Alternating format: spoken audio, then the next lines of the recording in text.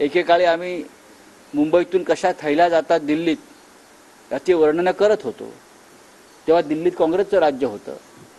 आज गुजरातच्या व्यापार मंडळाचं राज्य आहे, पण थैल्या देण्याचं काम महाराष्ट्रातल्या किंवा मुंबईतल्या नेत्यांनाच करावं लागतं. त्याच्यावर त्यांच्या खुर्च्या टिकून आहेत. सर, दोन महत्त्वाचे नेते म्हणजे जे आता मंत्रिपदासाठी गेल्या अनेक वर्षांपासून वेट करत होते, त्यांच्यामध्ये बातमी दिसून होते.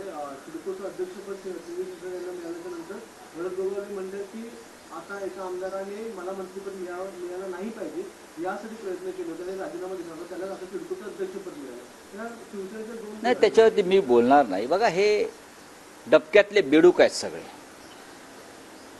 हे जे सगळे डराव करतायत त्यांना कोणतीही प्रतिमा आणि प्रतिष्ठा नाही. ज्यांनी आपल्या मातेसमान शिवसेनेच्या पाठीत खंजीर खुपसला, बाळासाहेब ठाकरेंच्या पाठीत खंजीर खुपसला, ते आज जे एकत्र आहेत गद्दारी करताना त्यांच्याविषयी त्यांच्या काय भावना असतात. आणि असे लोक जे असतात त्यांना मी बेडकाची उपमा देतो. आणि बेडूक हे गटारात चिखलात असतात, ते डराव करत असतात. आपापसात डराव करून पावसाळा संपला की बेडूक नष्ट होतो. गांडूळ आणि बेडकाचं आयुष्य पावसाळ्यापुरतं असतं. तसं या मिंदे गटाचं आहे. रेल्वे अपघातांची वाढ झाली आहे आणि मध्य प्रदेशमध्ये देखील जवानांची ट्रेन उडवण्याचा प्रयत्न झाला. हो, मग मध्य प्रदेशमध्ये भारतीय जनता पक्षाचं राज्य आहे. मध्य प्रदेशमध्ये काही काळापूर्वी लष्करातल्या एका अधिकाऱ्याच्या जवळच्या मैत्रिणीला त्याच्या सोबत असताना तिचा विनयभंग करण्याचा प्रयत्न झाला. लॉ अँड ऑर्डरचा विषय हा ओरिसा, मध्य प्रदेश या भाजपशासित राज्यात जास्त आहे.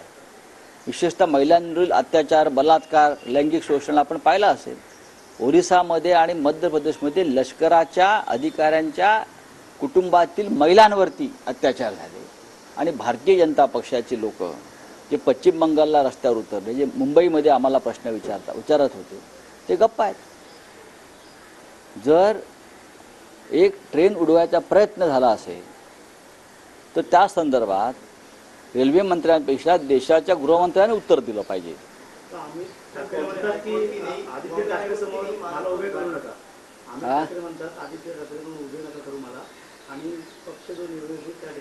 ठीक आहे, अद्याप हे सगळे निर्णय व्हायचे आहेत. शेवटी कुटुंब एक असतं, एक लक्षात घ्या. जरी राजकीय प्रवाह वेगळे असले, राजकीय भूमिका वेगळ्या असल्या तरी एक कुटुंब असतं आणि त्या कुटुंबातला एक ओलावा कायम असतो. श्रीकांत शिंदे देखील काल लोकसभा साधलेला आहे. त्यांचं म्हणणं आहे की सर्व आले तर आदित्य ठाकरे शकतात, तर दुसऱ्या ठिकाणी निवडणूक लढवावी असं देखील श्रीकांत शिंदे यांनी काल. श्रीकांत शिंदे कोण सांगणार? श्रीकांत शिंदे हे चोऱ्या माऱ्या करून लोकसभेत जिंकले आहेत. त्यांना उद्धव ठाकरे यांनी खासदार केलं, हे सगळ्यांना माहिती आहे. कदाचित भविष्यात ते खासदार नसतील आणि त्यांचे वडील मुख्यमंत्री नसतील.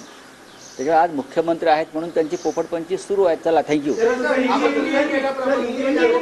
विधानसभेत देखील पहिल्यांदा पाऊस पडू शकतो का? पुन्हा एकदा सुटकेस प्रकरण येऊ शकतं का विधानसभा निवडणुकीत? काय येणार नाही. हे महाराष्ट्राचं सरकार जे पैशाच्या थैल्यांवरती सत्तेवर बसलं आहे. प्रत्येक निवडणूक आणि प्रत्येक त्यांचं पाऊल हे खोके आणि पैसे ह्याच्यावर टिकून आहे, उभा आहे. तर ते विधानसभा निवडणुकीत सुद्धा 2014ला ज्याप्रमाणे पाऊस पडला होता, शिवसेना आणि भाजपची युती तुटल्यावर, त्या पद्धतीनं हा पैशाचा पाऊस नक्कीच पडेल.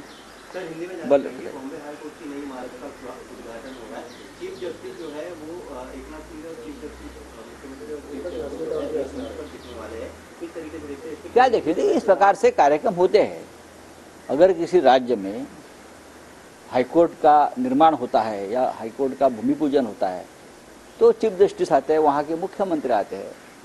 मैं उसके ऊपर कोई राजनीतिक टिप्पणी नहीं करूँगा, लेकिन ज़रूर ये सुप्रीम कोर्ट न्याय देने में हमको असफल रही है.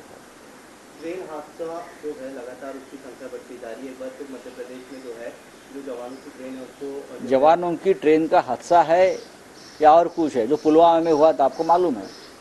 बीजेपी शासित राज्यों में चुनाव जीतने के लिए कुछ भी हो सकता है. उस बारे में गृहमंत्री ने जवाब देना चाहिए कि बार बार ऐसी घटनाएं क्यों होती है.